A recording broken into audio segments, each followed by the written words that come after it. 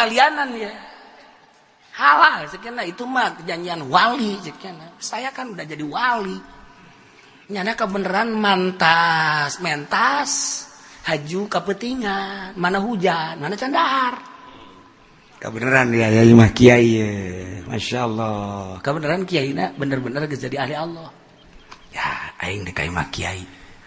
Ngendong di manyana pasti sarua pada wali mangke aing disuguhan, ke aing dibere kamar, aing mandi ngeunaan isuk-isuk aing balik geus dibere nyarap, mantep lah cak nangis. Masya Allah, alhamdulillah cak anugerah ti Allah. Di luar kene geus ngomong gitu geus disebut anugerah. Assalamualaikum. Assalamualaikum. Sana kene meh 3 kali. Assalamualaikum. Cak kiai teh sa abdi minantu Allah.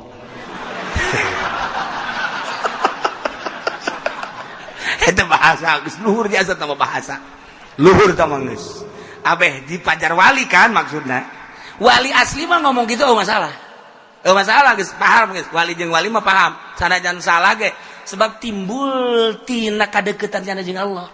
Allahumma ya rafi'ad darajat, Allahumma ya rafi'ad darajat, Allah. Ieu umat Kangjeng Nabi Musa teh ngarasula ka Kangjeng Nabi Musa. Saetik-saetik keluar ucutan keimananana ka Kangjeng Nabi Musa. Masya Allah.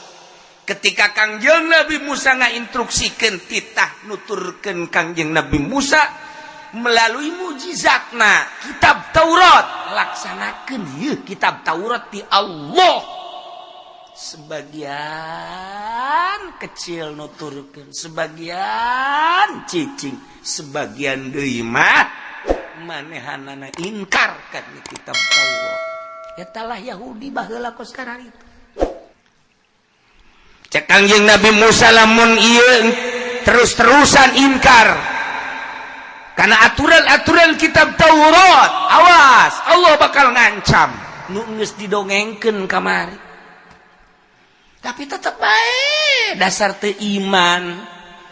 Maksudna iman mah iman ngan teu ngalaksanakeun, nu teu iman mah jelas nu iman tapi teu ngalaksanakeun sebab kajurung ku nafsuna sorangan. Masya Allah. Akhirna diancam ku Kangjeng Nabi Musa, sampaikan hei Musa ka kaum anjeun lamun terus-terusan ingkar terhadap kitab Taurat, awas bakal ditimpah ku gunung gerage. Nang tangan cak kaumna di mana aya gunung kudu dicabut ku Gusti Allah. Bohong Musa ngomong sagedebul. Eta ku wanita ka Kangjeng Nabi Musa nu mantak boro-boro ka urang atuh sapira urang kiai lain wali lain. Kangjeng Nabi Musa bae nabi rasul boga mujizat eta diomong gedebul Musa ieu. Atuh ka omong ka urang ka kula mah komo jasa geus kajeun ning mah geus lah. Aing mah diaromongkeun geus kajeun. Diaromongkeun ieu kiai sing ngaram-ngaram kredit segala rupa moal maju. Je, bezana ki uci mah bloon cenah teh. Kajen emang caknya emang cak aing sia sakedeng deui emang cak aing cak Quran ieu mah deh ki uci mah bloon aing kadenge ku ciri aing di bloon-bloon atuh aing mah ngeunang di bloon-bloon kuno edan ieu salah tuh segala ulah ka partai segala naon kiai teu mah kos kumaha sih jelema kos kitu amat cenah ada kumaha majuna. Tuh, siapa salah bae lain ulah ka partai di partai na karena Allah. Atuh mal bisa, atuh aing moal bisa mah sia tolol berarti. Ji, sia nu tolol. Tungtung nama aing jeung napa tolol-tolol bae. Rasakeun ku sia geura di partai ayo lo teu karena Allah. Ilmu sia hoo. Bakalna engke ilmu sia raragagan ge. Bener bae. Lain saeutik mun ku urang. Kiai gede, kiai kolot, kiai hebat lantaran nyana kukurubusan ka lain tempatna dicabut ku Allah berkahna ngajina amma yasifun wassalamun alal mursalin beres nu ngaji geus tuh ngaji di mana bae teu daek didarengekeun ku jelema kunaon eta mambu lantaran nyana ku kucuprakan ka lain tempatna di aya kiai bisa ngaji kolot deui aya deui budak ngora lah budak ngajina ge teu pati bisaeun kunaon atuh budak dipercaya ku masyarakat ai nyana henteu ulah disalahkeun sasa dirina ku kucuprakan nyana di Golkar ye parangsan teh kos kitu teh tah kos kitu nyarieun hate kiai ji siapa nyari hate lain hayu ke aya naon di diri aing ye ke aing ieu boro-boro atunya lagi kan teu ngeunaheun ibadah teh ja lamun ngeunaheun mah ibadah lain kos kitu mana geus emang nyaho kiai ji jelema lu panyakit jantung jeung lu panyakit jantung nyahoan sebab naon nyana ngarasakeun aing panyakit jantung kos kitu tah nyana ngap-ngapan jantung yuk bukan saya mah bukan jantung bukan ini kerasa di sini ngapain iya panas ya iya sini panas iya itu jantung bukan begitu dikadokterkeun bener jantung nyahuan tah nu boga penyakit jantung jeung boga penyakit jantung deui engke ngobrolnya nyana perjantungan bae udah ke dokter iya diri saya juga diri akur tah tinggal urang mah ngadengekeun bener tuh nu boga penyakit lambung jeung boga penyakit lambung akur sia kunaon eueuan we lambung aing sarua saya geus ka dokter geus disuntik salila disuntik mah ngeunaheun tah sabinggu mah ka dieu aja eueuan deui bae diurut geus aing diurut geus ka aing geus cek nyana teh aja make naon make koneng diudak-udak kitu tah alhamdulillah ka ngisi-ngisi di koneng aing heuh aing ge cek nyana teh akur tah nu boga penyakit lambung jeung penyakit lambung akur kajian kumaha ge nya ku ari guru jeung guru tah guru SMP jeung guru SMA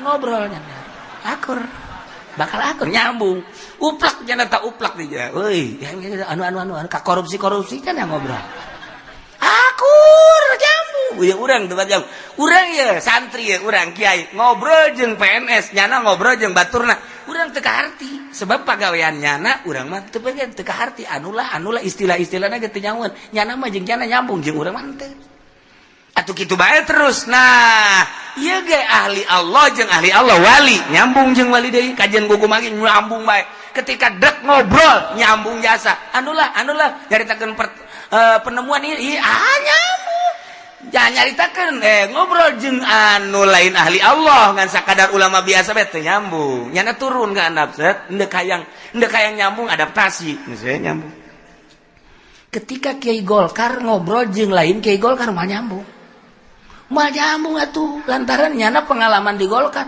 nyana teh kampanye ke anu kadang dibere duit sekian kadang-kadang minta tambah deui pan ngobrolkeun kos gitu tah kiai nu ieu mah nun teu ka Golkar atuh pan nyana kitu amat kos itu amat embung lain embung ngadegetan nyana lah emang kunaon aing teu dibere sih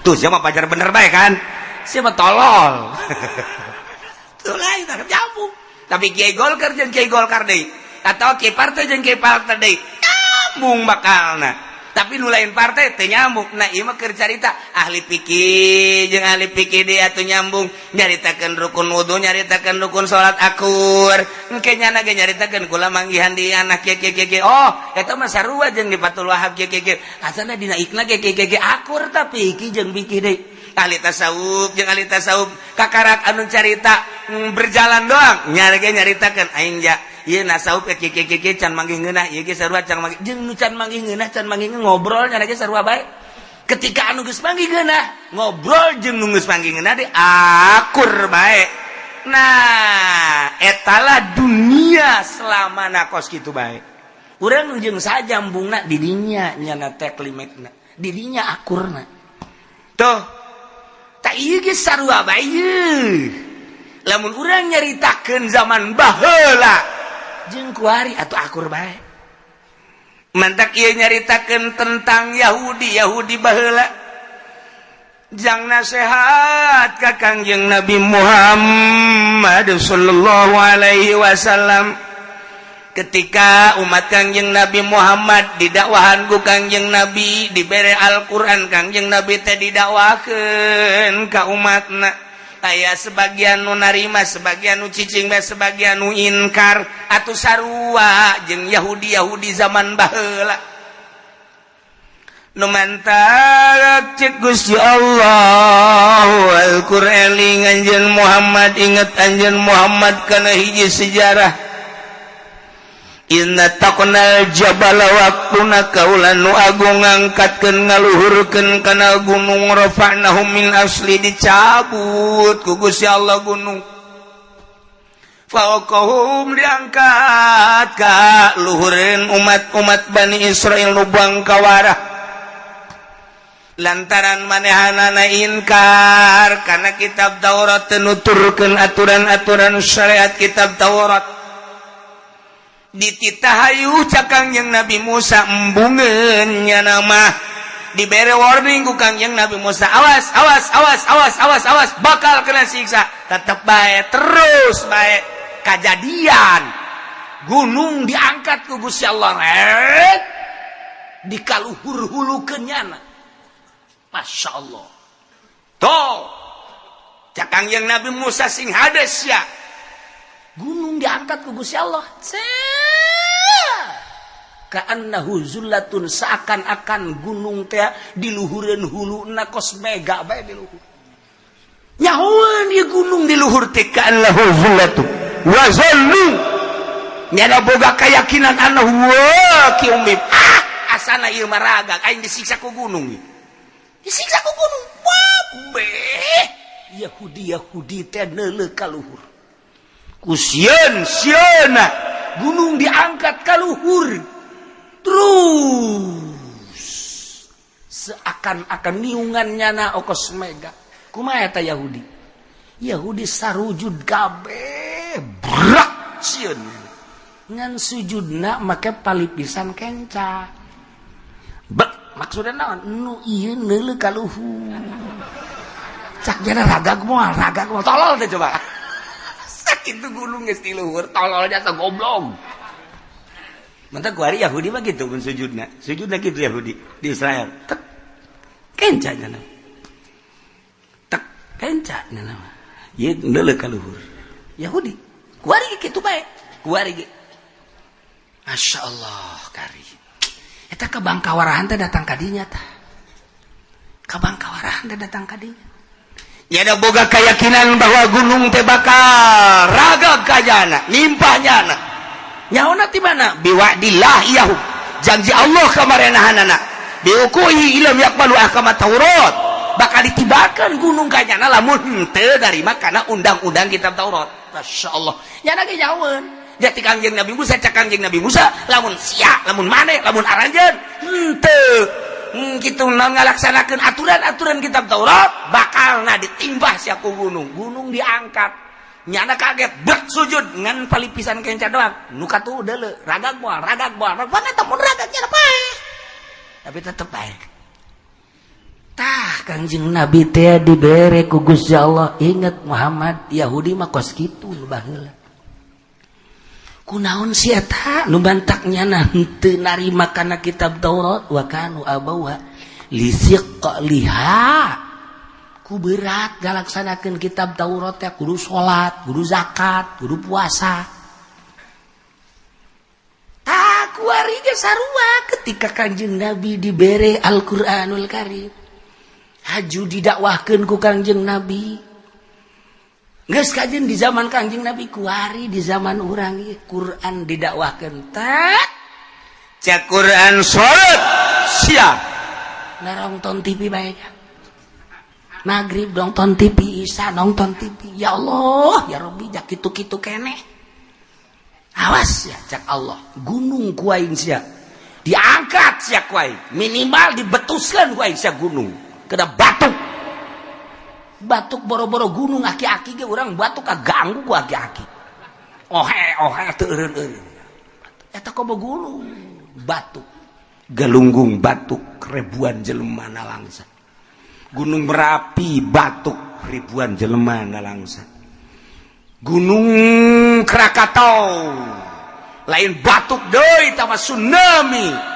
jutaan manusia bahkan misah antara pulau Jawa jeung Sumatera gunung Krakatau batukna gunung mah kos kitu batuk aki-aki mah paling nya nama kapecirit aki-aki dan kapecirit aduh dihareup di luar kalau geus puguh di irung diceuli kapacirit deui bodai deui kapacirit teh sok bodagir lain ka pacirit tah kiai ka pacirit mah leutik eta mah gede sagedak kieu ngising batu ngaranna lah tuh eta batu tah ieu si ade kuari dititah salat api lain dititah ngazakat geus hareunteu nu sararugi mah ngazakat nya henteu jalamun ngazakat mah kadengekeun. Walaupun hiji dua mah aya anu ngazakat, tapi di pasar kemis bae anu nisob zakat harta loba kadenge kurang ngazakat nya henteu. Tinggal ditungguan bae ke sia katipah gunung sia ka jeung kukuman. Je, parangsana kumaha meureunana. Tuh. Tita munggah haji, rata-rata munggah haji mah hampir daraekeun tinggal hiji dua doang numbung. Zakat mah berat jasa puasa. Puasa ge aya lah daraekeun, tapi kapan hiji dua mah aya teu puasa. Asal diharap penjelema bae bakos nu leuleuseun ya padahal mah ka imam ngarana goreng sangu. Eta aya teh di pasar kemis kula ge nyaho jelemana. Kang ngaran-ngaranna nyaho kula. Aya sabaraha cenah ge aya hiji dua belah ditu tilu diterep aya terus waru aya itu di pondok aya terus aya ya sekitar bangsa nu nyaho kula mah 10 lah. Nah nyaho wae gararaga jelemana mah tapi eta teu puasa asal datang bae ka imah masyaallah dahar biasa ngarokok biasa di kamarnya na tersiksa nya ngarokok mah ngarokok ngan di kamar tuh ya Allah ya Rabbi tah eta titah nuturkeun Al-Qur'an berat jasa tarolah heula pelbah eta mah hampir-hampir ngalaksanakeun tapi ketika ieu titah ulah nyokot duit bang hampir kabeh titah ulah ngridit hampir kabeh. Ayo, ndak kumaha coba. Tita ulah WhatsApp-an. Ayo coba ayo. Tiga ulah pacebukan. Pacebuk. Nah coba pacebuk ieu salah maca lah kumaha aing bae pokona heula.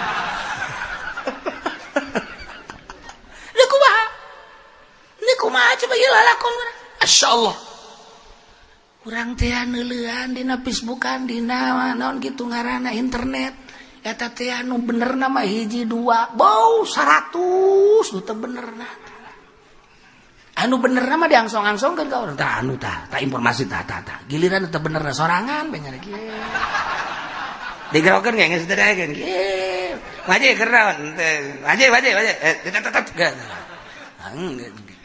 engke maling deui kieu eta lain nu edan sih naon eta mun kitu ngorakeun geus kolot nu edan eta orangan bae kieu nyana neuleuh beusi jelema kieu eta HP mantak naon tah HP bantingkeun jang naon kos kitu maning maca sholawat ka Kangjeng Nabi endahan kos kituan naonan coba eta tah tapi teu dibukakeun hijab mah tetep bae bae awas cek Gusti Allah sia dek dagang nyokot duit bank keneh bae butuh kendaraan masih kena ngredit kena bae pan ku aing diribakeun sia awas sia ku aing gunung diangkat ku aing sia hayo sarua kunaon eta nya ngarasa berat kana undang-undang Al-Qur'anul Karim cak nya ngarasa berat padahal mah urang diciptakeun ku Allah ti eueuh ka aya ku ari geus aya bakal paeh eueuh deui ge bakal hudang deui rasakeun ku sia sakedeung urang hirup di alam dunia matak naon lemah jasa ka Gusti Allah cara para rasul para nabi geus buku para rasul para nabi para wali nu angkat nu mantak diangkat jadi wali ge eta teh lemah jasanya na ka Gusti Allah nu di aku mimiti kuarinya na teh melalui asma jeung sifatna berarti takwa ka Gusti Allah imtisalul awamir wa tinabun nawahi geus beres eta dilakonan kunyana sesuai jeung aturan syariat moal beres ieu ibadah ka Gusti Allah lamun jerona teu dibersihan salat sesuai jeung syariat yakni nu diatur ku fikih eta salat moal beres lamun jerona teu diberesan beresan jerona abeh salatna ulah hayang kalem ku jelema abeh salatna ulah ngarasa hebat sorangan geus bae atuh ku ari mah dilillahi ta'ala keun ka Gusti Allah zahir jeung batin bagus urang ku hari puasa turapi puasana sesuai jeung aturan syariat yana fikih nu diatur ku Kangjeng Nabi dikitabkeun ku para ulama urang bisa sesuai jeung aturanana ti mimiti fajar datang ka terbenam urang puasa bagus tapi lamun jerona teh dirapihan puasa urang hayang kalem ku mitoha ku tatangga jeung sajabana rapihan geura jerona abeh karena Allah zahiran wa batinan beuki naik urang ku ari mah salat tahajud sesuai jeung aturanana lantaran salat tahajud teh bakal nyaangan jaga urang di kuburan datang ka akhirat sebab saja lemah anu sok udang ti peuting saat batur lelap HS urang hudang ke di kuburanana bakal caang lamun urang lila salatna caangna gede lamun urang sakedeung caangna sakedeung tah lamun 2 rakaat ngentit lumayan tapi aya nu kerek bae bawa tuh cempor-cempor acan tah eta kan tahajud cet tetapi tahajud teh lamun ku urang geus dirapihan zahirna batinna teh dirapihan engke tahajudna yang kalem ku makhluk lamun aya jelema tahajud mun eueuh jelema tilok lamun aya babaturan urang di gigireunana tahajud teu make rakaat datang ka subuh tapi lamun eueuh jelema paling ge hudang kihes deui eta pan teu beres tahajud kos kitu tah aya kalem we ku jelema asal aya jelema bae takbirna ge embat Allah amin eueuh jelema Allahu Akbar nya mah kos kitu tah perbedaan antara aya jelema jeung eueuh jelema ria beresan geura batinna abeh tahajudna rapi bagus sesuai jeung instruksi Allah syariat jeung hakikat dihijikeun tah masyaallah syariat jeung thariqah dihijikeun bakal ngahakikat ya Allah ya Rabbi berat soteh lamun urang ku nafsu tapi lamun nafsu urang geus dieuweuhkeun di diri urang hampang mawa syariat ku ari ti eueuh ka aya nang Allah aya nu ngaturna Allah engke bakal maot nu ngamaotkeun Allah engke bakal dihudangkeun deui baas ngaranna dihudangkeun ku Gusti Allah digiring ka masyar nang Gusti Allah timbang amal urang teh bakal ka sorga atawa ka neraka nang Allah ngan urang dibere ikhtiar jang nyantelkeun ganjaran jeung siksaan nu bakal dilakonan ku urang jaga di yaumul kiamah sing ada ieu tah lamun urang inget ka dinya mah urang sadar sasadar-sadarna ku ari kurang ditanya diri urang Aisyah ieu nu saha nu Allah kabeh lamun ditanya sia nangieun sa nangieun Allah eta mata sa mata nu bula terjadi tah maksud itu eta ceuli main tah eta berarti ngaku ka mata ngaku ka ceuli encan jadi wali lamun wali kumaha eta mata sa Allah aju ku hari atas yang muriang nang Allah aju sia moal kamu tunggu ku Allah bae ja sehat nang Allah muriang nang Allah moal kamu mah sakit moal yang makanya tah eta bener asli eta sia mata sia sama Allah barang gering di kamar sia ka rumah sakit pancen anu Allah aing teu kuat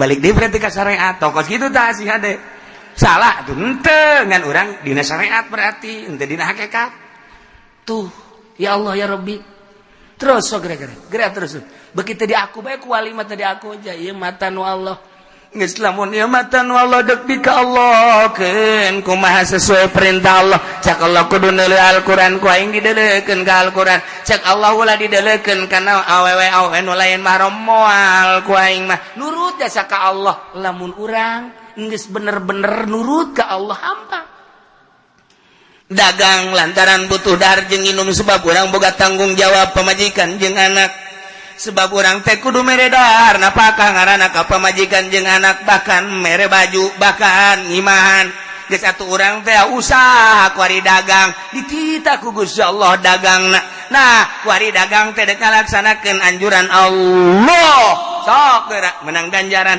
ketika dirina abdi bade dagang bade usaha sesuai jeung instruksi Gusti Allah anu disampaikan ku Kangjeng Rasulullah Muhammad abdi bade usaha kanggo nganapakahan pamajikan jeung anak tak dek disesuaikan be jeung aturan Kangjeng Nabi tah ketika make nafsu njokotlah duit tibang eta nafsu ngaranna eta siksa ngaranna eta siksa eta nafsu lu diinstruksikeun teh jang dahar nginum pake ngan sakadar sakitu teu kudu loba-loba tah mah geus diatur ku Gusti Allah ketika urang make hawa nafsu hayang meuli ieu hayang meuli itu hayang ngabangun ieu ngabangun itu eta hawa nafsu teu diparentah teh mah ku Gusti Allah kunaon make hawa nafsu eta lah nu bakal jadi siksa sing ada tah kos kikituanana di urang ku ari teh dipasrahkeun jasa ka Gusti Allah nu mantak wali mangeunaheun salatna teh sebab pasrah ka Gusti Allah.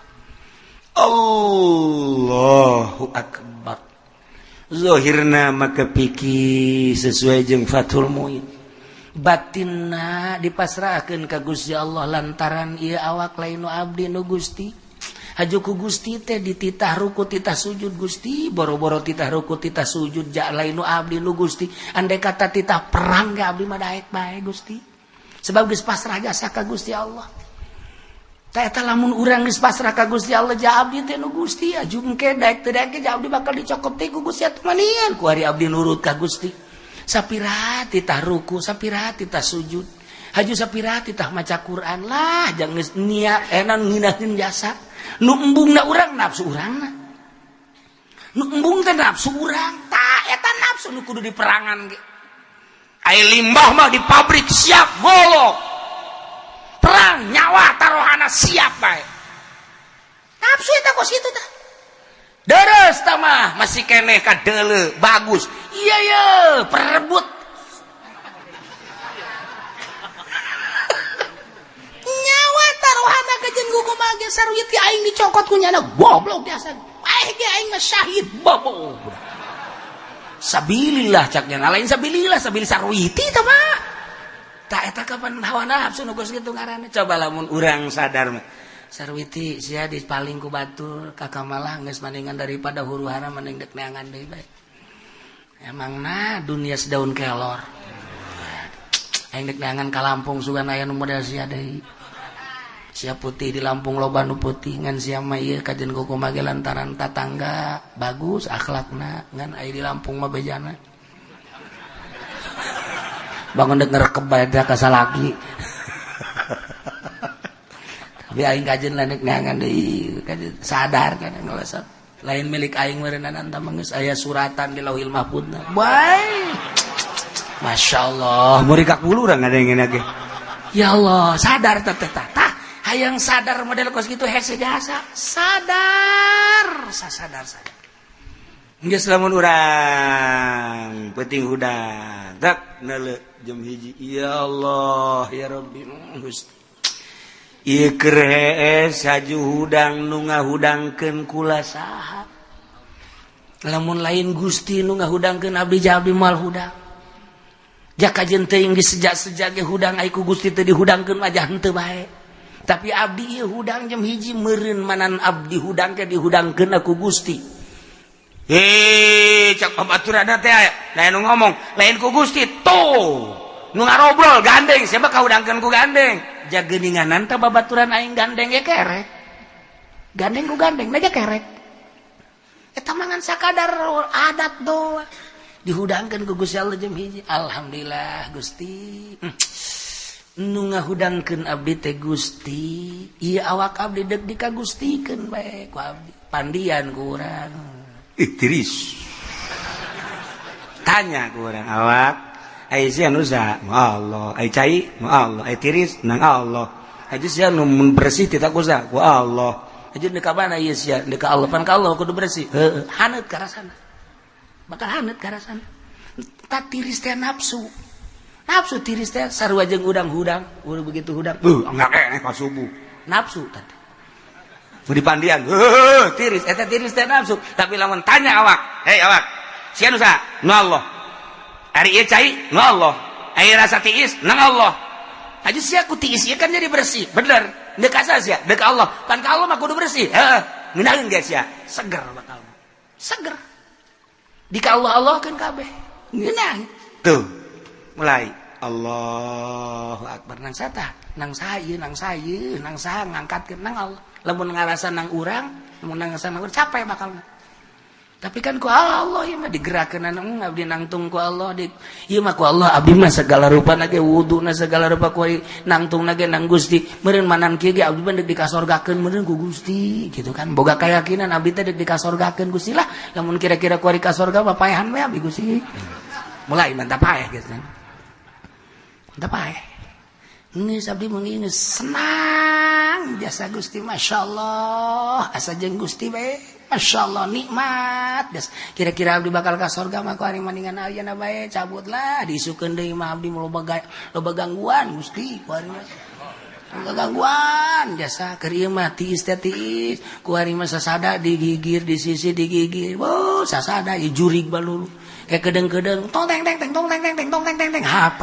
sasada mangga naki totak edot HP kayak kedeng di TV kayak kedeng diisukan di tatangga ieu suara-suara teh ambal ya Gusti abdi mah ngadenge nu kos kitu teh aing mah mendingan salametkeun we Gusti tah wali mah kos kitu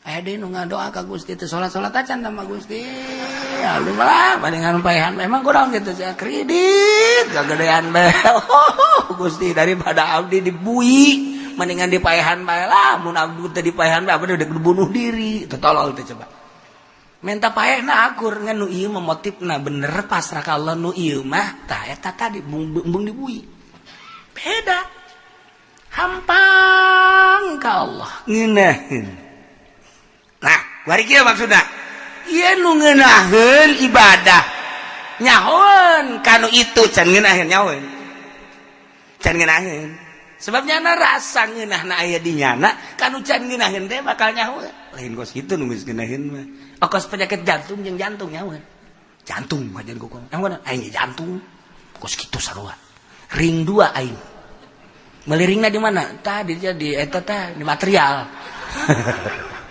ring jantung meuli di material ai sia kumaha meureunna di sordel sagala tah mah ha sarua ieu ge sarua ieu jelema teh geus nyaho ka ngeunah salat bakal nyahoeun kajenting nyana ngeuneunahanan ge kadeuleuna bong udang-udang juba ayeun teh manteu bae nyahoeun si itu mah teh nyahoeun ka ieu mah nyahoeun masyaallah sebab naon wali mah kan dibere ilmu laduni kok bisa kos gitu sih kieu masalahna di jero hate teh eueuhna naon iwal ti Gusti Allah cahaya Allah Allahu nurus samawati wal ard ieu keur carita gemblangna berarti ketika urang ibadah ka Allah mantap bercahaya urang sebab Allah nu mere cahaya jadi hate teh masyaallah urang teh hirup di jero cahaya nah lamun urang geus aya di jero cahaya engke ku Allah bakal dibere naon nu dibutuhkeun ku urang datang ka nyahoeun itu kitu masyaallah lamun wali nyahoeun lamun Syekh Nawawi nyahoeun bahwa ieu salah lantaran kadeuleu Baitullahna eta ilmu laduni ngaranna lamun Mbah Bolong nu urang mun zara ka Ampel disebut Mbah Bolong kunaon eta lantaran ieu masjid kurang iblat henteu percayaeun jelema sekitar eta dibolongan kan kunyana mimbarna di deuleu tuh Baitullah mata telah bae Mbah Bolong kunaon eta padahal teu kudu dibolongan kitu teu kudu eta mah jang supaya batur ngararintip coba intip jaheuh padahal teu kudu kitu kunyana mah tuh Baitullah kurang ieu eta kunaon laduni lamun Ki Khalil Bangkalan nyahueun ka kiaina keur salat berdi jero hatena aya sanguan di jero hatena sangu mantap nya seserian keur salat magrib bandeng serina carekan gulan seserian begitu di sidang atuh kula teu seuri kumaha cek nya jadi jero hate kiai teh pan aya sanguan isin kan kiaina isin kan heueuh mama pugu ieu lapar hayang dahar kan nya ilmu laduni ngaranna lamun enggeus urang ka Allah bakal kanyahoan ngan moal loba omong wali Allah mah nyumputkeun kajen ting disebut teu nyaho daripada disebut nyaho ngan nyana nyaho nyambung wali Allah jeung wali Allah bakal nyambung kajen teuing tatangga ari lain menyaho bae kajen teuing jauh nu ieu di Jawa Timur nu Jawa Tengah nu ieu di Malaysia nyambung nyaho sinar jeung sinarna bakal ngahiji sebab Allah na eta keneh Seakan-akan Allah ngabejaan sebab urang aya di sinar Allah, itu aya di sinar Allah. Nu di sinar Allah jeung nu di sinar Allah bakal nyambung. Nu aya di Suriah, nu aya di Yaman, anu aya di Baghdad kabeh teu nyarambung nyaho. Kaambe wali Allah nu aya di Serang, nu aya di Pandeglang kaambe. Sebab naon? Itu aya di sinar Allah, urang aya di sinar misalna, ieu wali ieu di sinar Allah, ngahiji di sinar Allah. Nyahoeun kajen teh nyana hees bae, kajen teh nyana macul bae. Nyaho wali kajen kuku mage sebab nyaho nu penyakit jantung jeung penyakit jantung ngobrolna ring malulu, penyakit lambung jeung penyakit lambung ngobrolna ieu teu rab malulu, penyakit Krisno jeung penyakit Trisno sarua bae eta teh nyana nyaritakeun I love you malulu ieu sarua mangsana teh di Bitung aya di Cisoka aya eta nyaritakeun bae aing meunang we waduh jangkrik muda di sekarang gue nyawa ya ada jauh eta ngobrol karena itu bae PNS jeung PNS selantaran aya di dinya sarua di lembah eta bakal akur guru jeung guru akur bae ya Intel jeung Intel atuh nyaho nyana ge Intel jeung Intel aya kode-kodena sarua bae puajan teh di tengah-tengah riungan manusia loba ribuan Intel datang itu Intel nyana pada ngamankeun Intel polisi, Intel abri, sarua bae, intelijen jeung intelijen, ulah-ulah dalam negeri jeung luar negeri bakal nyahoeun. Nah, nu sok moto teh naon gara-garana? Wartawan, terus ieu mah nyaho bae. Anu kos kitu mah bangsana meureun sia tah.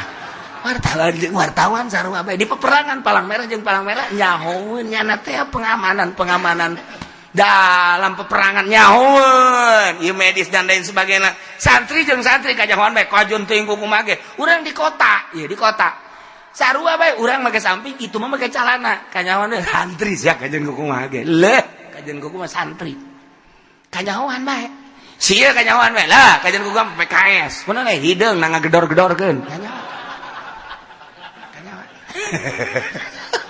santri asli jeung PKS santri hideung tarangna PKS hideung kukuna mah ketebak bae ieu santri asli ieu PKS kajahoan tina naon leumpang tina leumpangna ge geus kajahoan santri asli mah di tengah-tengah jelema hampuran punten di kota ge punten bangun minggir bae aya adab tapi PKS nabrak los beda ya tuh kajahoan we. Nah ieu keur carita wali jeung wali atuh nyahoeun nya sebab pada ya di cahaya Allah. Ieu keur carita layaripul wali ilal wali. Nah, matak naon pasrah gerak ka Gusti Allah. Ulah ngarasa berat ka Al-Qur'anul Karim. Lamun urang ngarasa berat ka Al-Qur'an berarti aya nafsu di awak urang. Nafsu mah saeutik bae. Urang hudang peuting, kemudian urang sieun ka pocong, eta teh nafsu urang. Urang sebab naon? Sebab urang embung neuleuh pocong, urang mah hayang ge neuleuh nu geulis. Tah jadi nafsu urang teh deuleuhan teh embung neuleuh pocong, eta nafsu ngaranna. Hayang ge neuleuh nu geulis, eta nafsu ngaranna. Ketika geus diparasakeun ka Allah, nu geulis pocong makhluk Allah teh sia. Paling mun ingkak bulu.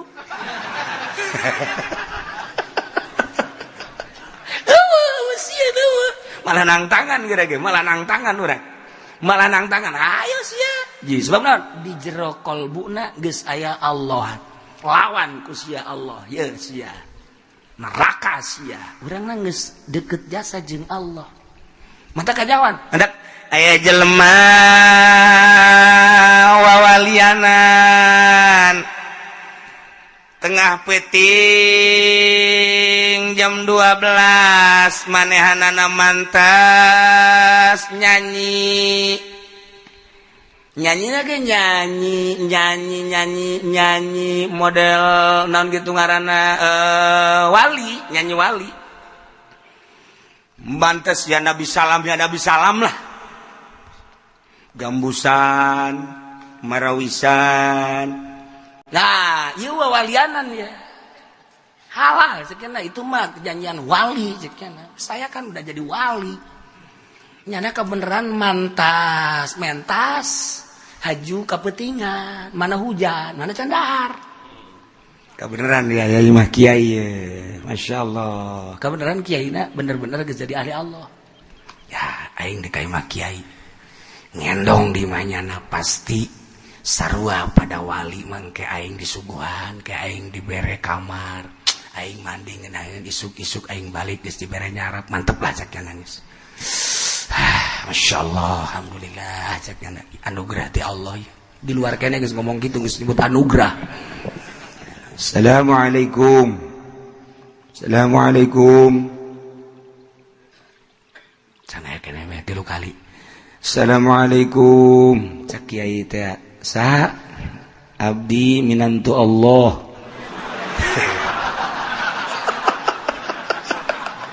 Eta bahasa geus luhur jasa tama bahasa. Luhur tama geus. Abeh di pajar wali kan maksudna. Wali asli mah ngomong gitu masalah. Masalah geus paham geus. Wali jeung wali mah paham. Sanajan salah ge sebab timbul tina kadeukeutan cenah jeung Allah.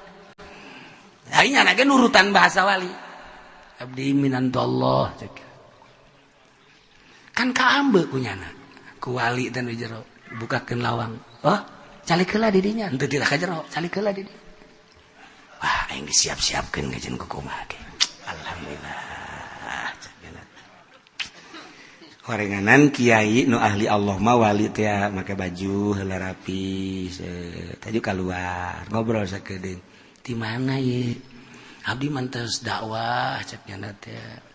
Alhamdulillah masyarakat antusias mudah-mudahan bisa ngamalkeun cek nya.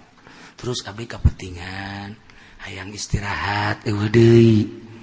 Istirahat nu paling ngeunah mah sama-sama mantu Allah cek nya teh. Ya urang di dieu lah eueuh deui.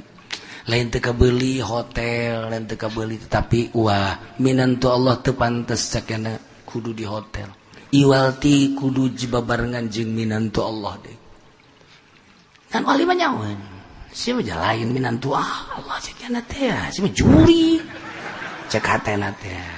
Geus we. Tujuannya na hayang ngendong didinya bakal dibere kamar, mandi, dahar, katirisan, kalaparan nyana bakal nikmat lantaran salah ka wali tah nyana. Sebab nyana lain wali. Cak kiai nu wali teh.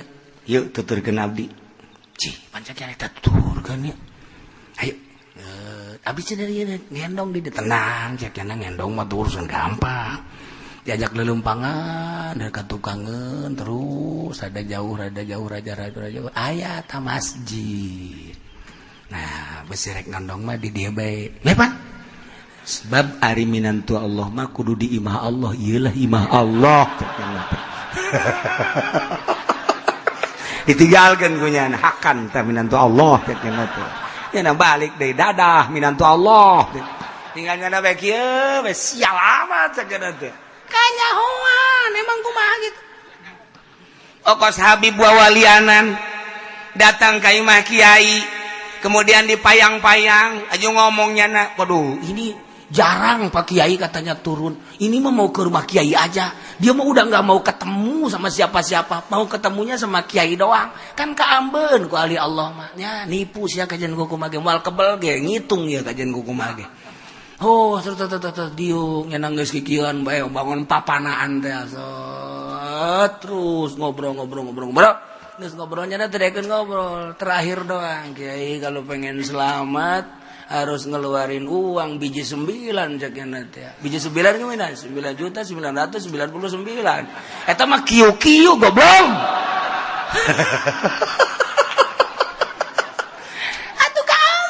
Dua walian mah tirokos kitu ujungna wali asli mah embungeun dibere duit aju ngadoa salamat khusus jang kiai umum jang masyarakat diongkosan ge embung eta asli wali ieu mah mun aya embe dibawa mun aya kebo dibawa malah mah mun aya pamajikanna dua nu hiji jang aing tolol ngeureunna ka ambe ulah sok wawalianan ngan embung ribut bae kiai aya nu ribut goblok meureunna eta mah sarua pada juri kabeh.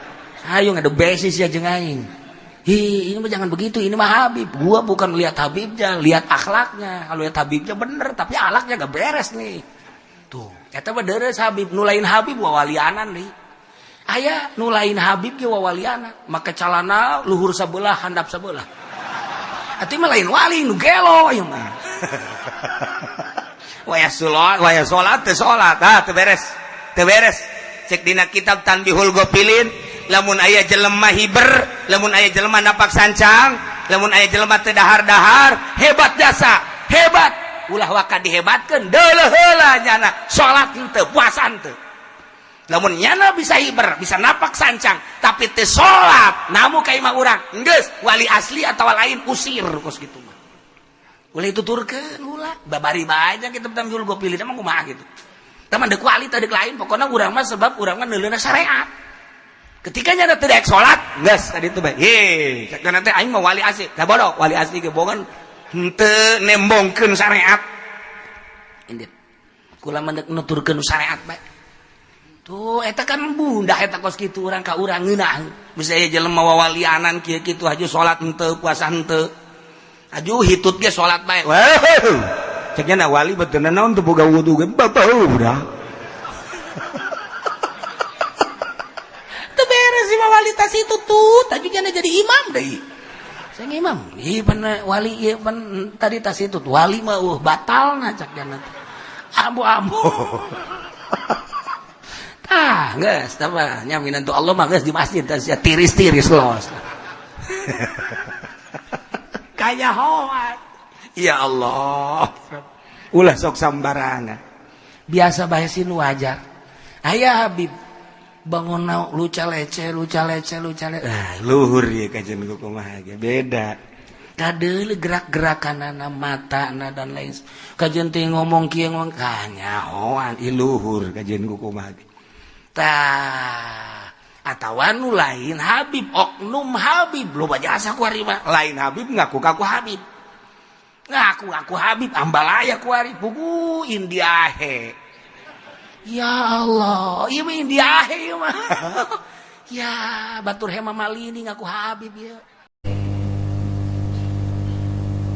ayat ieu mah ngalanjutkeun ayat anu kamari nomor kahiji cek kamari wa indahu mafatihul gaib di Gusti kunci-kunci gaib ilmu gaib eueuh nu boga jeung eueuh nu nyaho kecuali nu maha gaib Allah subhanahu wa ta'ala hiji nomor kedua wa huwal ladzi yatawaffakum billail Allah anu ngaheeskeun ka urang ti peuting dikaluarkeun ruh tamyiz haju dihudangkeun deui ku Gusti Allah summa yab'atsukum fi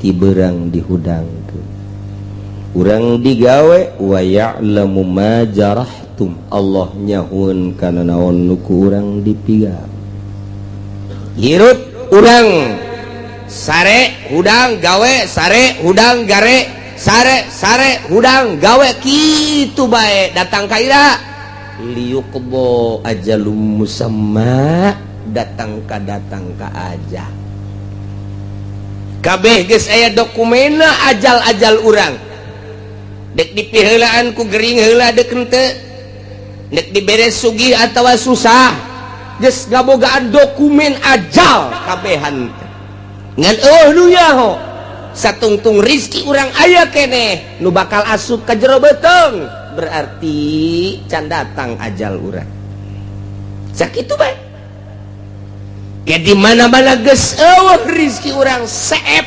ajal urang datang jadi berarti ieu urang teh hanya menyempurnakeun ajal sare ti peuting udang ti beurang gawe ieu teh hanya muru kana ajal urang teh keur nyampurnakeun ajal tinggal sabaraha deui nu jelas nu geus umurna bangsa 60-70 moal kebal deui tamah dijamin moal bae geus nu mantak teu layak aki-aki kudu ngabonceng si mbak bloon teh mah aki-aki teh nyaho ka kuburan teh mah si aki-aki nurug cupu teh mah budak teu pantes aki-aki kudu nonton TV keneh bae teu pantas geus deukeut jasa ka ajal nyana gesok ngomong babaturan mah geus paraeh kabeh tinggal kula doang nyana geus ngomong kos kitu tah kos kitu nama sadar tapi nyana teh sadar mun nyana ngalobakeun maksiat keneh boloon tah aki-aki tuh masih aki-aki make HP mah boga opat keneh tolong tah aki-aki ya Allah make SMS-an keneh aduh aing garetek gadegen lagi aya aki-aki SMS getek ya Masya Allah karim nungguan ajal liyuqdo ajalum musamma paeh ketika datang ajal paeh khurujur ruh anil badan ruhul hayat keluar ti awak paeh apa geus anda datang kadinya hehe summa ilaihi marji'ukum jaga beres kiamat bakal dihijikeun ka Gusti Allah geus hiji di mahsyar teh dek dinaonkeun summa yunabbi'ukum bima kuntum ta'malun Allah bakal ngabejakeun hiji-hijina pagawean urang waktu urang di dunia ih sararieu biasa sing hade biasa sing hade jasa cenah kiai asana kula mah keur ngora loba jasa dosa asana moal dihampura blonta nu kos kitu tah blonta pangeran urang mah beda jeung pangeran Kristen pangeran urang mah beda jeung pangeran Yahudi pangeran urang mah beda jeung pangeran Konghucu Buddha Hindu pangeran urang mah Allah nu sifatna Ghafurur sangkirang loba dosa apan pangeran maha Ghafur Ghafur teh hartina wazan paulun cek tukang ngaji mah segat mubalaghah maha hampura sangat ngahampura sabaraha dosa sia sakolong langit hampura ku aing pan aing pangeran tenang tenang aduh cenah baheula ngadu koprok ulah kakarak jadi tukang ngadu koprok bandar koprok di hampura aduh cenah tuh kuari bandarna teruskeun bae si blon meureun tobat asal tobat ka Gusti nu mendek nu bahaya mah mutuskeun rahmat eta tah ulah ngalamun bedi mah duh dosa aing mah gede jasa ya terutama maling lah sana aing mal dihampura dek maling di bae eta belum dah jelema inna rahmati wasi'at kulla syai inna rahmati sawaqat rahmat kaula ngaleuwihan tina seluruh perkara rahmat kaula geus ti heula urang mah boga pangeran teh maha Ghafur asal urangna tobat ka Gusti Allah Subhanahu wa ta'ala ketika urang mabok baheula pernah zina baheula naudzubillah min zalik bogo judi mah di mana aya topeng lenong di dinya urang main koprok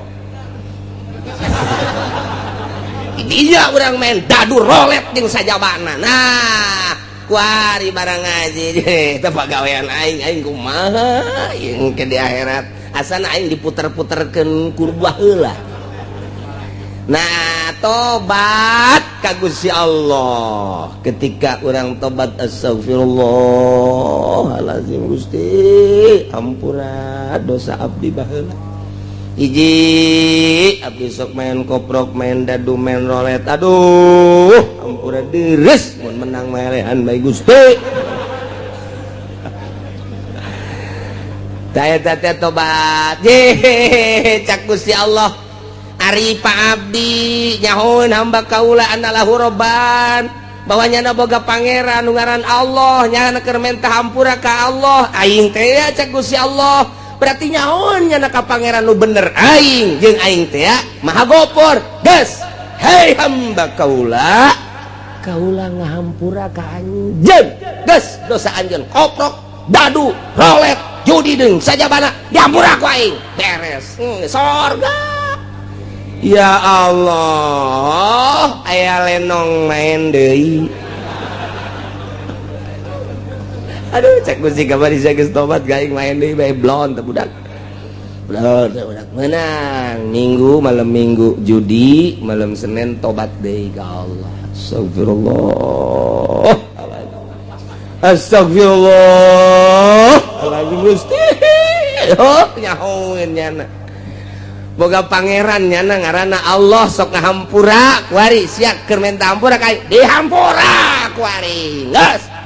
Salamet malam Kemis judi deui. Aduh cek malaikat kamari judi kuari tobat mari deui judi tobat deui. Ah tetep aing memang tugas nulisan bae. Nulisan bae nya nama tuh. Tetep bae 10 kali maksiat 10 kali tobat dihampura bae Gusti Allah mah. 100 kali maksiat 100 kali tobat dihampura bae ku Gusti Allah mah. Beda jeung ka urang boga salah kaki jahit minta hampura dihampura ku ulah deui nya 2 kali nyeun sia kabari nyeun salah kuari salah deui bae hampura deui ku mah hampura geus awas tah nista maja tinggal hiji deui sia awas sia geus maja sia ieu kadituna tinggal ka mana ya tatas maja. Aduh barang nyeun salah deui ka 3 kali gas endet sia angkat kaki sia di imah aing boro-boro ka batur ka anake indit sia di imah aing tak ada ampun bagimu. Wah pohara gas aya teh hayang ngadenge jeung teh neuleus sia gurat batu datang ka detik ya endet sia eueuh hampura urang mah kos kitu. Urang mah kos kitu sebab ku nafsu ka Allah mah lain. Urang geus bobolokot, ku mabok, ku zina, baheula keur digawe di pabrik sok nyokotan sapatu sabelah. Oh, sabelah panai 2 mah gede, sabelah mah diasupkeun ka dieu teu gajahoan. Isuk aya kaberan kencak kabeh nyokotna. Teu bisa dipake. Ya Allah tobat ka Gusti tobat dihampura. Jadi urang boga pangeranana Ghafurur. Alhamdulillahirabbil. Asal tobatna beneran, taubatan nasuha, tubu ilallahi taubatan nasuha. Maka syarat hiji nadam kaduhu. Nomor kedua ikhlas nyabut tina maksiatna. Nomor katilu azam alla yauda. Ngazam moal balik deui. Salamet. Dak lamun teh kitu disebut tobat sambal. Suha mal deui. Ayo, lada jasa. Ayo. Isukan aya jengkol ngora, sikat deui. Tobat sambal ngaranna. Pos awewe ngalahirkeun, ngomong deui. Anu ngomong deui geuning biasa. Menang 40 pe huhahe melendung deui. Tobat sambal lepas gitu kan. Aduh, Masya Allah. Dihitung-hitung deh, nggak 14 anak. Kotok ngileung-leung. Tuh masalah sih. Katerusanana ieu. Wa huwal qahiru fawqa ibadihi wa yursilu alaikum hafazah. Berarti Gusti Allah teh maha luar biasa lantaran ilmu gaib aya di Gusti Allah kuncina saurang-urang acan nu nyaho nu ngaheeskeun Gusti Allah anu ngahudangkeun Gusti Allah nu ngalempangkeun digawe Gusti Allah kemudian paeh terakhir ge nu ngamaehkeunana Gusti Allah deuk saha deui atuh nu leuwih ti Gusti Allah jamal aya nu mantak wa huwa Gusti Allah teh al-qahir anu ngalindih anu maha kuat anu ngelekeun luhur Gusti Allah fauqa ibadihi ngaluhuran seluruh hamba ulah macam-macam Allah nu ngaayakeun ti eueuh apa aya hiji perkara nu aya teh tanpa diayakeun ku Allah moal aya menang eueuhkeun Gusti Allah apa aya hiji perkara lain dieueuhkeun ku Gusti Allah moal aya nu ngayakeun barang nu aya langit katut eusina bumi katut eusina Gusti Allah nu ngaeuwekeun perkara nu geus aya nang Gusti Allah Al-Qahir fauqa ibadi. Sing hade jeung Gusti Allah mah nu ngaayakeun Allah, nu ngaeuwekeun Gusti Allah. Wa huwal qahiru fauqa ibadi. Anu ngahirupkeun Gusti Allah, ngemakeun Gusti Allah, nyehatkeun Gusti Allah, ngageringkeun Gusti Allah, nyugihkeun Gusti Allah, nyusakeun Gusti Allah, makirkeun ngamiskinkeun menang Gusti Allah. Kabeh eueuh nu kaluar ti Gusti Allah. Wa huwal qahiru fauqa ibadi. Apa aya nu lain nang Gusti Allah? Eueuh. Cenah dokter nu nyehatkeun, dokter lagi modal. Ulah waka kabatur sia dokter sia bae heulanan leglegan Gusti obat teh modar-modar keneh bae. Nang Allah berarti ulah dikira urang berobat ka dokter lamun urang itibat nang dokter kudu maca 2 kalimat syahadat. Sing hade nu nyugikeun cenah bos urang, bos lage kadang-kadang susah deui. Teu saeutik nu kamari ieu sugih ku ari susah. Embungeun jana susah, cak Gusti Allah susah sia susah bae. Gabari di zaman gusuran di tahun 72 mulai tahun 70 hiji asup gusuran ke Pasar Kemis, tanah teangan saukur 75 rupiah, murah jasa. Jelema ngajar ruang boh meuli simking meuli ponik sepeda teh wah luar biasa tahun sakitu tah. Kulantaran atuh abah kula mah henteu gusuran, atuh kula mah makena henteu ponik, henteu simki, makena mobil mau sapena nu gede teh bae. Nu gede teh kadang-kadang mah berat ku sapeda, moal mawa sapeda aing geus. Eta, wah kabelah dieuna, moh mari motor. Belah dieuna makin naik harga tanah, meuli mobil. Oi, belah dieuna pisan. Di tahun 80 ka dieu wah, eta luar biasa jelema ngajualan tanah. Meuli angkot, aya nu 30, aya nu 20. Hirup keneh nu kamari boga angkot 40, ku ari teu boga sapeda aja. Moal dibejakeun jelema ge aya ku ari di dieu. Tadi ge sasalaman jeung kura. Iya.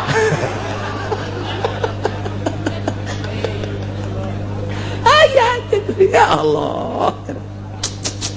Lalakon harta sig hade daekeun yang hayangeun nya teh eta teh kada teu kuawa susah sia kamari sogih sia. Turunan Muhdi, Bupati Muhdi luar biasa, raja di Kabupaten Tangerang. Moal aya 2 Bupati Muhdi, wawasan kahareupna luar biasa sehingga tanunyeun jembatan Cisadane kemudian di belah dinya teh aya terminal, sisi jembatan di dinya aya terminal, eta hasil pamuhdi kula keur sakola SD. Begitu datang gubernur Jakarta dicacat ku gubernur, cak gubernur teh ya pamuhdi pikirannya terlalu pendek, ini paling 10 tahun kita berwawasan harus 50 tahun ke depan, 10 tahun penuh ini di sini. Jangan di sini cek leli buat terminalnya. Walaupun enak sekarang 10 tahun bener baik. Nah iyalah gubernur Jakarta sekarang Ali Sadikin. Oh, ulah naik yang siapa? Ali Sadikin. Wawasanna luas, oh bener. Tapi di alam sebab naon? Nyana menciptakan sebuah terminal anu luar biasa strategis. Nah di daerah Gondrong Cipondoh asup kadinya, di Pasar Kemis Balaraja asup kadinya. Soal strategi diakui, tapi soal ke depan paling 10 tahun. Baheula kula inget bae istimewa Pak Ali Sadikin memuji pamuhdi. Sugih pamuhdi teh, eureun. Jadi bupatina pelepas teu kudu dicaritakeun ku ari. Masya Allah keluarga. Terus kebelah dia namun kukula diceritakan ketua DPR Tangerang di zaman harita nyaho kula. Kok bisa nyaho? Babaturan abah kula berangkat ke Mekah pada tahun 75. Ngahiji di dia waktu aya anu nipu di Pasar Kemis, ngerekrut jamaah haji Tony ngarana.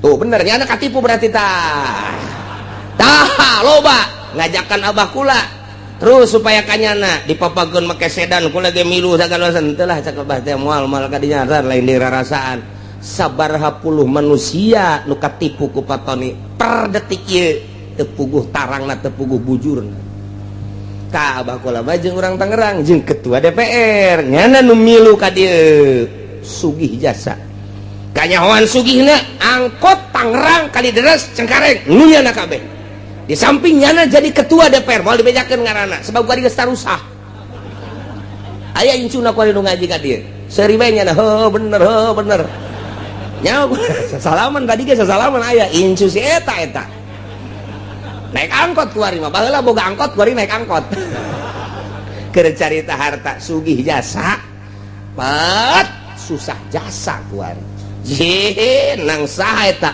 nang Allah wa huwal qahiru fauqa ibadi. Soeharto 32 tahun ngajabat, luar biasa, hartaku jadi korup, wah luar biasa, nu ngadaharna lainnya na rugi amat, mana hese beleke hasil korupsinya na di sidang tetap dihareupeun Allah di Rabbul Jalil, nu ngadahar nu ngalebok lainnya na rugi henteu, otak pikir tah. Nyana nu di sidang anak lo ngeuna anak lagi bakal di sidang deui bae sarua bae namun perjalanan teu beres rugi amat jang pemikiran urang jijah heuh nya aing anu kitu neangan kunaon batur anu menikmati deres mun teu disiksa nang saha eta Allah nu ngakitukeun wa huwal qahiru fauqa ibadi lenser Soeharto jambungeun lenser nang Allah lawan Gusti Allah wa huwal qahiru fauqa ibadi lawan Gusti Allah cek Gusti Allah sia ada galawan aing buang kawaraha amat disunamikeun sia ku aing di Denmark nyaci maki Kangjeng Nabi Muhammad di Amerika nyaci maki Kangjeng Nabi Muhammad demo di unggal negara teu dilingseuh ku negara ku pimpinan negara masing-masing dek kaluar ti Indonesia teu meunang di berbagai negara dek demo teu bisa tinggal ngadoa ka Gusti Allah Kangjeng Nabi nu Gusti Allah abdi nu Gusti Allah nyeri bae tapi apa daya ieu Gusti abdi mah nyanggakeun ka Gusti dibere angin badai Amerika wah luar biasa parem kerugianna $590 triliun ji ulah dikira macem-macem kuari teu loba omong Muhammadan teu loba omong gua teu neko-neko lawan sia Gusti Allah wa huwal qahiru fauqa ibadi lawan Gusti Allah aing mah dicaci maki ge ku sia dia tetep iman ka Kangjeng Nabi Muhammad caci ku sia maki ku sia aing mah jamual robah iman ka Gusti Allah geus diserahkeun ka Gusti Allah unggal peuting nyanggakeun ka Gusti meureun lain orang Indonesia bae di Irak di Iran di berbagai negara Gusti janggakeun ka Gusti teu puguh teu kaaruh badai di Amerika ndeu kumaha deui lawan Gusti Allah wa huwal qahiru fauqa ibadi di batak singade ieu di Indonesia ge ieu kuari pemerintah ngalawan Al-Qur'anul Karim dele tungtungna nu sarugi teu daek ngazakat cak Gusti Allah titipan aing siana nu aing hartana ge nu aing ngan ku aing keur coba sia dibere teu daek sia ngazakat awas sia cak Gusti Allah aing teh wa huwal qahiru fauqa moal kebal deui disetrukeun sia ku aing bener bae menyon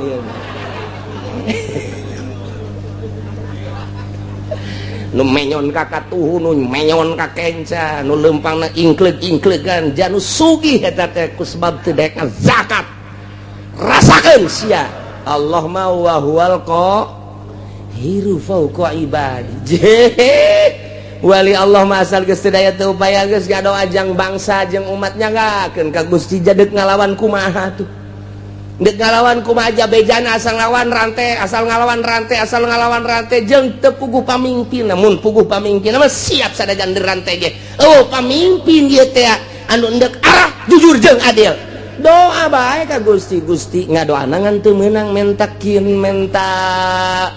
azab teu meunang ngadoana ya Allah ya Rabbi tunjukkeun pemimpin nagara abdi Gusti janu Gusti tunjukkeun gubernur tunjukkeun bupati tunjukkeun camat tunjukkeun Gusti lurah nu mantak aya bae teh lurah teh anu kamari bang kawarah poe ieu jadi bener loba eta mah nang Gusti Allah dibulak-balik penting nang Gusti Allah berang nang Gusti Allah hujan nang Gusti Allah panas nang Gusti Allah urang hirup nang Gusti Allah isu pageto paeh nang Gusti Allah aya di luar naon kitu ngaranna kakawasaan jeung iradat Gusti Allah moal aya wa huwal qahiru fauqa ibadihi lawan Gusti Allah mentak lamun geus diasupkeun ayat ieu ka jero boga naon atuh urang kasep dijadikeun kabanggan goblok cak Gusti Allah sia dibere kasep lain pake sujud ka aing dipake bobogohan jeung Gerang Karawang boloon sia dibopengkeun sia ku aing sia bopeng wal qahiru fauqa ibadi dibere geulis lain pake sujud ka Gusti Allah endahan pakai di layar kaca di layar perak layar emas boloon ta budak deleukeun ku aing sia moal kebal deui keriput ngedadak wa huwal qahiru fauqa ibadi lawan Gusti Allah ya Rabbi contoh nu sugih jadi susah lain setik nu gagah jadi lemah lain setik nang saha nang Gusti Allah nu turun tina jabatanana langsung nang Gusti Allah kitu kene nu susah jadi sugih nu lemah jadi kuat anu rakyat jadi pejabat ngabuadeg ku ari mah nang Gusti Allah wa huwal qahiru fauqa ibadihi itu daya teu upaya urang mah aya nang ngayakeun Gusti Allah hiji perkara nu aya di luar pengadaan Gusti Allah nang Gusti Allah moal aya hiji perkara lain nang ngeukeun Gusti Allah moal aya atuh berarti aya jeung eueuh nang Gusti Allah hirup jeung paeh nang Gusti Allah iya lawan ta wa huwal qahiru fauqa ibadihi asupkeun ka jero hate urang pelakeun tanamkeun Gusti atuh abdi mah teu aya nanaonan mata nu ku abdi dinikmatin nu Gusti waya dicokot mah dicokot bae engke makan rabun-rabun ceuli nu pake ngadengekeun sagala kanikmatan suara-suara nu Gusti supaya toma ditorekeun ku Gusti eueuh nanaonan contoh tatangga abdi geus teu neuleug geus teu ngadenge dicabut ku Gusti meureun isu pageto mah abdi Gusti nu Gusti seserahan urang ka Gusti nyerahkeun sadaya-daya irung bisa pakai hirup udara nage nu Gusti anu ku urang dihisep kajero keluar oksigen alam ti Gusti sing ade teh ketika ku urang dihirup aya dirinya teh nur ilahi jadi makrifat ketika ku urang dihirup kadinya aya teh panyakiteun jadi darah tinggi hirup kurang jadi virus dan lain sebagainya itu ya orang menang Gusti wa huwal qahiru fauqa ibadihi sing ade dihalangan ku dokter make masker teu meunang aya penyakit asup nu pangheulana kena penyakit nu make masker atuh geus ku kitu bae to ti Gusti Allah sakadar suruat sareat mah horeganan lamun geus cak Gusti kitu bae geus teu bisa ngan memeh datang ka hakikat eta urang dikudukeun bersyariat tetep kudu bersyariat aing mah deuk diuk bae dahar teh dahar ge kumaha Gusti geus datang encan sia ka dinya geus datang encan lamun kayakinan sia geus datang ka dinya bakal bener tapi lamun sakadar ngadenge surah encan kayakinan mah bisa paeh kalaparan sia ulah tetep bae sapoe geus nu mere dahar mah nginum ji aing jadi kos kieu ya geus jadi kunang-kunang poa pae geus kurang keyakinan sebab naon sia keyakinan ka Allah na melalui naon coba heula mentak tama kudu ditungtun ku guru thariqah untuk mencapai hakikat lantaran make contoh-contoh kapan ji keyakinan teh aya ilmu yakin aya ainul yakin aya hakul yakin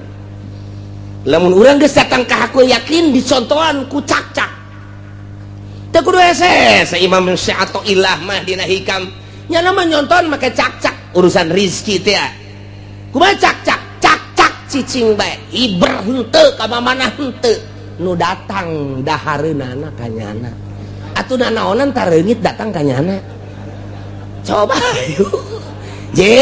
jeung panyakit eta reungit nyanana cicing bae cak kunaon tuh reungit ka dinya caplok paneta dahareun nu datang ngaranna dahareun tah mun urang geus boga kayakinan model cak-cak menang cicing bae urang geus lamun aya kiai cicing bae kiai cak-cak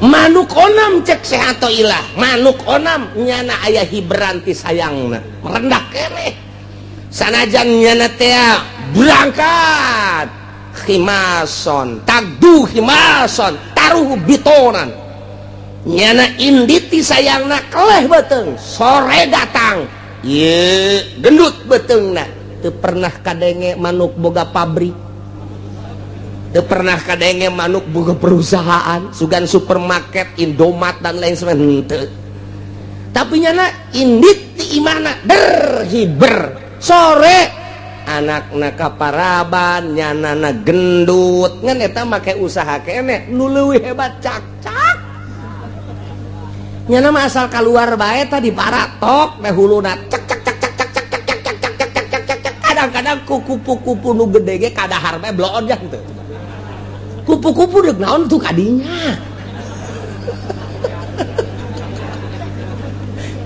ieu nang saha eta ngatur nang Gusti Allah wa huwal qahiru fauqa ibadihi gua rendut eta cak-cak pohara jasa lempang teu daun teu dahareun udah ratangna atuh berarti urang mah ieu bloon eleh ku manuk eleh ku cak-cak make jeung gelut sagala urang mah neangan sesuap nasi make jeung teu salat sagala neangan sesuap nasi eleh ku cak-cak eta cak cak cak cak cak kadengena doang kurang padahal mah Allah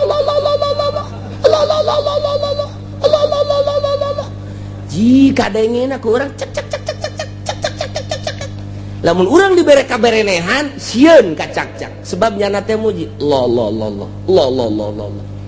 urang lamun keur hees kieu aya cak-cak haju urang dibere kaberenehan Allah sial nyinggung aing sial sia Allah-Allahan aing kerek bloon sial bisa dipaehan ku urang cak-cak tak eta kitu teh eleh ku cak-cak urang waduh seato ilah mah geus pohar jasa hese urang nyaritakeun ilmu hakikat lamun eueuh seato ilah hese tah dibere contoh ku Syekh atau ilah teh datang henteu sia kayakinan sia kadinya datang ka manuk maka ikhtiar keneh ngan sakikitulah datang ka cak-cak geus ikhtiar sama sekali urang datang ke mana kudu aya nu nungtun mimiti ngaji heula supaya ilmu aya ilmu geus aya ilmu ngaranna ilmu yakin ye bener ye naik dilaksanakeun supaya datang ka ainul yakin sageus datang ka ainul yakin dibere deui hak jadi hakul yakin geus datang ka hakikat di dinya nikmat hirup geus datang ka dinya lawan Gusti Allah wa huwal qahiru fauqa ibadih Gusti Allah maha nu maha ngalindih nu maha gagah saluhureun manusia saluhureun hamba di antara keistimewaan jeung kagagahan Gusti Allah teh wa yursilu alaikum hafadzah Gusti Allah ngutuskeun urang kabehan ka malaikat hafadzah malaikat hafadzah teh malaikatun tusi amalakum malaikat anu tukang ngitungan jeung nuliskeun kana amal-amal urang likulli insanin malakani tiap manusia aya dua malaikat malakun an yamini hiji malaikat dikatuhun wa malakun an shimalihi kadua malaikat dikencaeun sing yakin sing hade aya dua malaikat posisina cek sakaol mah di dieu malaikat teh cek sakaol mah di dieu di bibir katuhu urang ditungtung bibir kenca urang cek sakaol mah nyana teh dipundakeun urang eta mangan sakadar caritaan-caritaan beuki ka jero nu jelas aya dua malaikat yakinkeun deuk di mana bae posisina hiji katuhu nu hiji dikenca nu belah katuhu teh ieu nyana tukang nyatetan anu bararagus faida amilah hasanatan katabaha sahibul yamin di mana orang berlaku baik ditulis ku malaikat nu aya di katuhun orang salat orang puasa orang zakat orang ngaji orang sedekah anu kanyahoan amal urang mah kanyahoan kabeh ku malaikat moal aya anu kaliwat kecuali nu aya di qalbu urang malaikat ge teu nyahoeun pokona mancak di dieuna ge pancak di dieuna tah malaikatun tusi amalakum pagawean berarti pagawean zahir dicatat kabeh jang diangsongkeun engke ka Gusti Allah do bakal ditimbang teh ya catatan amal urang engke bakal timbang catatan amal urangna ngejedog di dinya di mana-mana beramal goreng wa idza amila sayiatan qala sahibul yamin li sahibis shimal di mana-mana urang sebagai manusia ngalaksanakeun kagorengan cek malaikat lukatuhu bebe jaka malaikat anu kenca isbir ulah waka dicatet heulana ulah waka cek malaikat tu kenca pannyana ieu geus maksiat heula la'allahu yatubu minha sugan bae nyana tobat geus ulah waka dicatet karunya engke di akhiratna masyaallah wah rajas ketika beramal bagus langsung catet tapi ketika beramal goreng malaikat nu katuhu nganasehatan isbir ulah waka catet ulah waka cak nu kenceun dia geus beramal goreng nyana heula la'allahu yatubu boting tobat ke abeh ulah aya catetanana oh geus tunggu aya Ki Haji ngebonceng si Mbak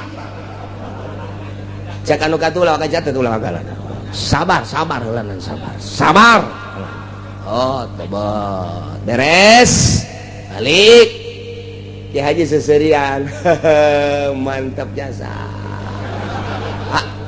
terus sabar apa ya sampai sapeting sampai sapeting nyana teh masih seserian kan we kakarak cak nu kencak mah ya catet atuh geus ku situ mah catet tapi lamun berangnya ngabonceng Simba ngabonceng Lampung putih gede adat penting natas kisah Gusti aduh renganan eta lain mah rom Gusti haram nyana nyekelan kacang keng abdi aju ku abdi direm susuna karasa katonggong aduh eta jahenya gede cenjaknya susuna sotobat Gusti ka Gusti moal deui tuh tadi catet kumaha teh cenah cak nu kenca teh geus tobat geus boleh catet lamun datang ka isuk deui nyana teh datang ka perlakuan nyana datang ka ngalakukeun can tobat ya catat Masya Allah mendak sing ade dua malaikat na ieu lah wa yursilu alaikum hafazah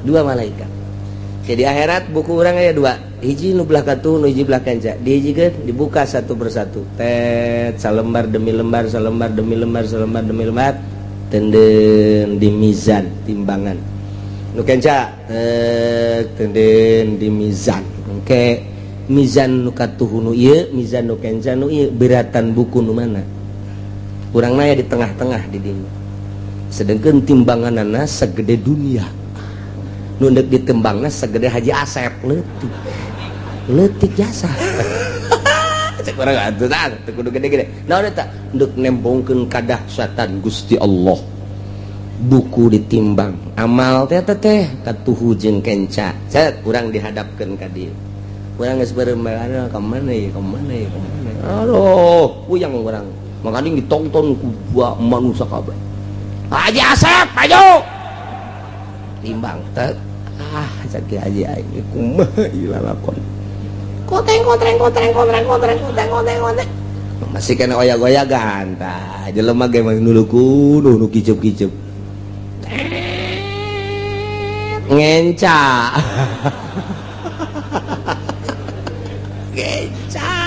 ngenca aduh cek malaikat ji ngenca ieu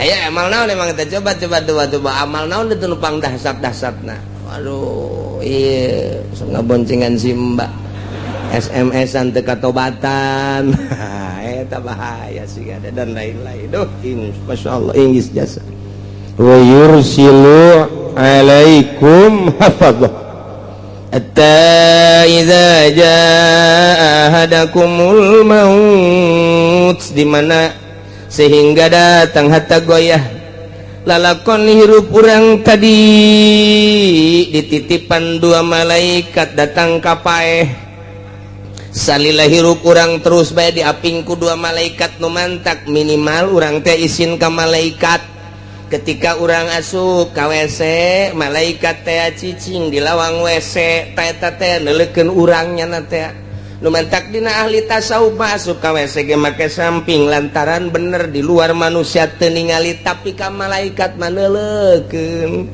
cek malaikat aduh taki haji cek malaikat komo lamun awewe mah dideleukeun ih aya naonan eta kan malaikat teu boga nya nama lain awewe lain lalaki jadi dilewe gitu ih aya kacangan Lai urang isina suka dinya sih ada mentak diuk ulah kena komo datang make naon karangaranna tilam. Nah hirup urang dititipan dua malaikat, ieu malaikat raqib nu ieu ngaranna malaikat atid.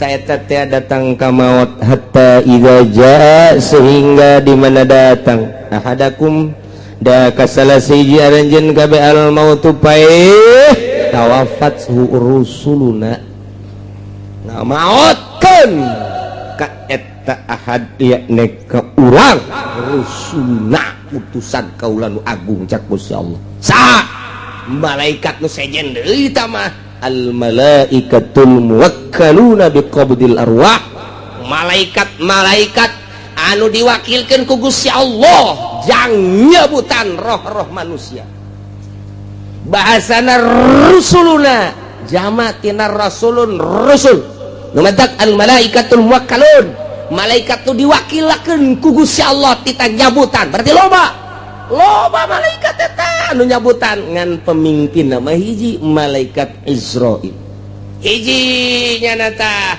ngan anak buah nawah geus teu kaitung layuh sudah moal ka itu mantak dijamakeun rusuluna geus aya utusan anak pemimpin hiji malaikat Israil hayang nyaho sagede kumaha eta malaikat Israil teh mun hayang nyaho kagedeanana eta teh lir teh beda jeung piring nu dihareupan ku manusia dunia teh segede piring segede eblek jadi manehanana neulekeun sapoena 2 kali isuk-isuk jeung sore-sore dideleukeun ku malaikat Israil neuleuh ka lauhil mahfuz neuleuh deui ka eblekna atau ka dunya ka sore-sore neuleuh deui ka isuk-isuk neuleuh deui nu mantak dideuleuh lantaran cek mujahid ju'ilatil ardu limalakil maut misla tosti cek ieu mujahid ti Kangjeng Nabi dijadikeun bumi pikeun malakal maut ku gedena malakal maut lir teh beda jeung ngaharupan pinggan atau ngaharupan piringnya tanawalu minha hina izin manehanana bisa nyomotan langsung lantaran sagedena piring atuh deka mana sia dicomot terus piring atuh sagede piring geus deka mana sabaraha miliar manusia piring di jero piring malakal maut kitu percis sakumaha ngahareupan piring bae ya Allah ya Rabbi dunia kulluha baina rukbatai malakil maut dunia sakabehna kaluhur 7 lapis langit kahandap 7 lapis bumi ieu teh baina rukbatai malakil maut aya dina dengkul malakal maut leutik aju manehanana ieu neule sapoe sapeting teh 2 kali neleukeun anu ragragti mustawan sidratil muntaha teh hiji bentuk tangkal kayu didinya daunna teh aya ngaranan manusia hiji-hijina dideleukeun ku malakal maut asal geus geus kuil saya nya Jepri geus kikituan tabeh kitu heula 40 poe eta geus mait berarti tinggal ragagna doang tangkal Sidratil Muntaha nu teka deuleu tungtungna ku Kangjeng Nabi saat eta ku gede-gedena tanggal Sidratil Muntaha ku malakal maut teh dideuleukeun mata asal geus daunna nah dideuleu ka jelemana sia 40 poe geus mayit tah sebab geus kitu tinggal ragag asal ragag ngek tak jadi kuil-kuilan heula mentek Syekh Abdul Qadir waktu keur muriang teh waktu keur muriang geus daratang kabeh careurik cek Tuhan Syekh Abdul Qadir leuleuh ka Sidratil Muntaha dibere dibukakeun hijab ku Gusti Allah ngarannyana masih manteng keneh encan kitu encan naon katukeun kitu ngaranna naon tah ngaplek encan ngaplek jadi masih ajeg ke cek Tuhan Syekh Abdul Qadir ulah ceurik kabeh wahai para pamajikan wahai para anak dulur kabeh lantaran abah nu ieu moal kapaeh gering nu ieu mah sebab tuh deuleu masih kene can ngaplek ka hiji nomor kadua anak abah nu ngaran Abdul Razak masih kene aya di tonggong abah dibere tah Pak Haji ge engke datang ka ieu mah kitu bae lamun muriak malah kapaeh abah mah kadeuleu di Sidratil Muntaha tuh teger keneh prak isukna modal nyahoan antak Ki Haji iya nurang carita paeh mah masyaallah tah mantap 40 poe ngaplek geus mait ngaranna urang ngobrol jateu muriang deui segala rupa masyaallah geus keur jeung mait eta teh sok aya bae teh bahasa-bahasa anu aneh bahasa-bahasa anu mengarahkeun kana yen manehanana deuk maot sering bae geus kajian kumaha ge kadang-kadang silaturahmi kaunggal dulur kaunggal babaturan aya nu kitu aya anu kieu babagi bae tah geus harta tah abah mah geus moal eta geus dibere sadar ku Gusti Allah